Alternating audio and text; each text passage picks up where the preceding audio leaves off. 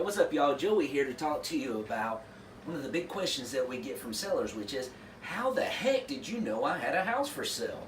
So, before we get into that, I want to tell you just a little bit about us and our company. So, like I said, I'm Joey. I'm with Focus Property Solutions. We're a local real estate investment company located in Calhoun, Georgia. We buy and sell mobile homes in Murray County, Whitfield County, Gordon County, and Cartersville. So, in Bartow County. That was a city in there. Don't know why I did that. So anyway, we've been doing that since 2010. We love what we do, and we're glad to be able to get out and help people. So, do me a favor. Whenever you get on, go ahead and tell us if you can hear me loud and clear. So if you can hear me loud and clear, go ahead and give us a thumbs up. You can do the little heart emoji, or you can do the wow, which I really like. So if you could throw those up there and let us know that we're coming through good and clear, that would be fantastic. Next thing is, we like to know where you're coming from. So if you could, when you get on, go ahead and tell us, hey, I'm listening to this in Cartersville, or I'm listening to this in Dalton, or I'm listening to this in Dallas, Texas. The reason that is because even after this goes off, so this is live right now, whenever we get on, we still would like to be able to communicate with you and interact with you and talk with you after this is over. So go ahead and tell us where you're listening from, and that'd be great. Last thing, before we get into this, today is Ashley's birthday. So, she's sitting over here manning the computer. Y'all do me a favor. As you're going through this, go find a cool happy birthday GIF, or GIF, I think is how you're supposed to pronounce it. Put it in there, or give her a cool emoji just to make her feel special, because today is her birthday and we want to make her feel special. So, let's get into it. How the heck did we find you?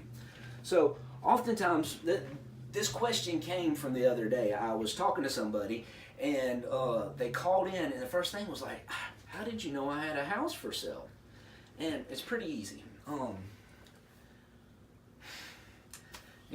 About 80% of what we buy when we're buying houses comes from us going out and looking for sellers. Only about 20% comes from people calling us. Now, we'd really like to flip-flop those numbers tremendously, but oftentimes the way we're getting in touch with sellers to let them know that, hey, we can help you out, is by us getting in contact with you. And so when we're doing that, mainly what we do is, as we're riding up and down the roads, going back and forth to work, heading over to appointments, we're keeping our eyes peeled for houses. We're looking for houses that maybe have a tarp on the roof, or we're looking for houses that maybe have high grass, or maybe a house that looks like it has been sitting for a while and nobody's living in it. So we've been training our eyes to be able to find things like that. And so when we see them, the very first thing we do is we pull over, we write down the address, and then we go over and we knock on the door. And when we knock on the door and nobody comes to the door, we go and we get one of our postcards. And doggone it, I meant to have one of those. Ashley, can you give us a postcard real quick? Yeah. Hey, here's a good one. How many of you have got postcards in the mail before? Go ahead and give me a thumbs up if you got a postcard in the mail before. And give me a, let me know, did you throw it away or did you keep it?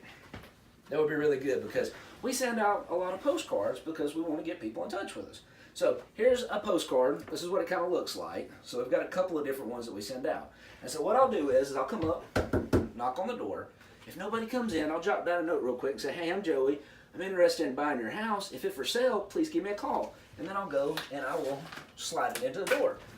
Oh, funny thing is, when I do it out in the field, it actually stays. So we'll do that. Then the next thing that we do is we go and we talk to the neighbors. I'll go to this house and I'll go to that house and I'll say, hey, do y'all know anything about the house next door? A lot of times people next door will have your phone number. So the thing that we're wanting to do is we're wanting to get in touch with you ASAP to find out if we can structure a deal and take this headache of a house off your hands.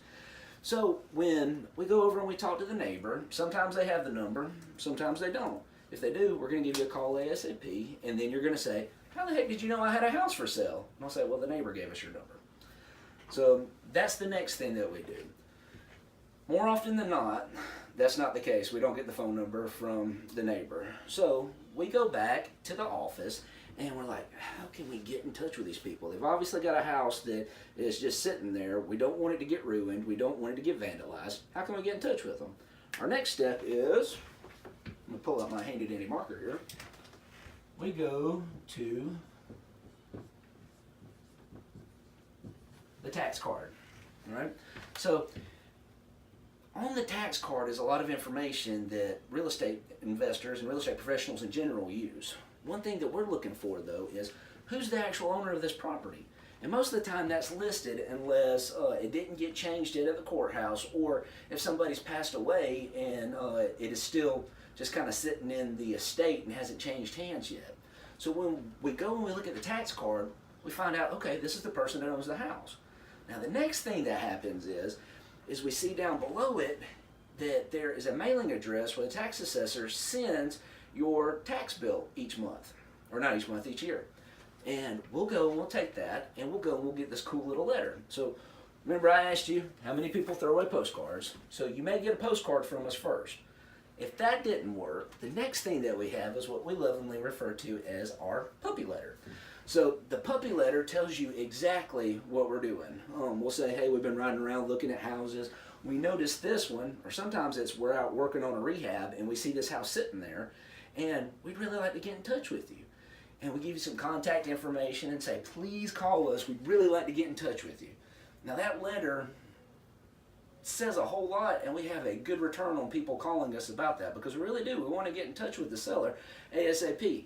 But once again, give me another thumbs up or a heart or a whoa if you see something like that and you think it's junk mail.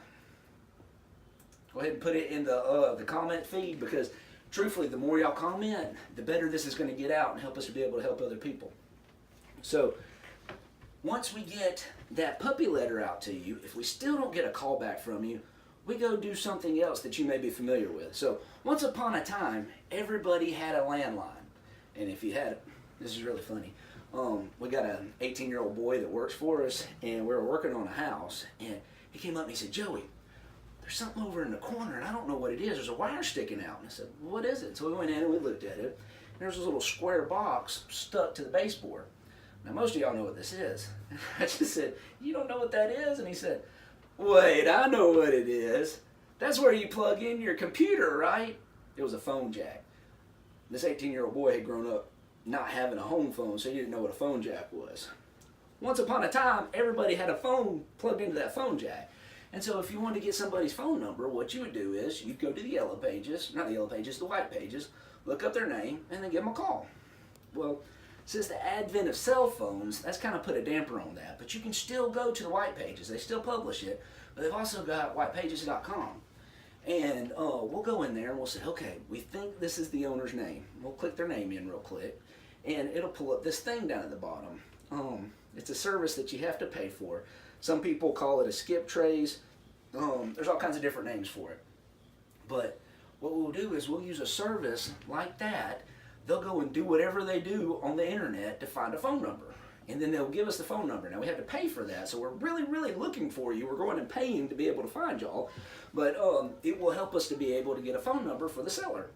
And we will go and we'll go, okay, these people aren't expecting us. We're going to call them. Hopefully it's the right person. And so we'll dial in the number, call up. Sometimes we get in touch with you directly as the seller. Sometimes it's somebody that just has the same name as you that has no relation to you. And then sometimes it's your brother, your sister, your cousin, your grandma, or your granddaddy, something like that. The internet is not the be-all, end-all, and it's not the almighty, but it works. Just out of curiosity, how many of y'all have found that everything on the internet's not true? Give me a thumbs up. So, once we get to that point, those are the main tactics that we use to be able to get in touch with you. And so whenever we get the phone call, whenever we make that phone call, and it is directly to you as the seller, you're probably going to be asking yourself, how the heck did you know I had a house for sale? Now you know. Those are the ways that we're able to do it. So what we do, just to recap real quick, is we're out constantly scanning, looking for vacant properties, or looking for properties that may be being neglected, properties that are being distressed, some things that maybe need a new roof on it. We go over, we knock on the door, we put a postcard in the door. Next thing we do is we talk to the neighbors, see if we can get your phone number directly. If we can't do that, we go back to the office and we contact the tax assessor, get your contact info off of that. Then we send you another letter. If we still can't get in touch with you, we go to the white pages and we use a skip trace service to be able to try to contact you directly. So that is how we find out whether or not you had a house for sale. So this has been episode 3 of Focus on the Seller. And by the way, This is all geared towards you as sellers.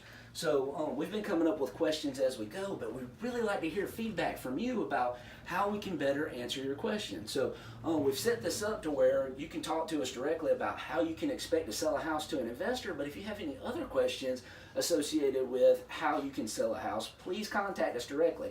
Go ahead and like our page, Focus Property Solutions, which you're probably watching this on already anyway, but if not, it's Focus Property Solutions on Facebook.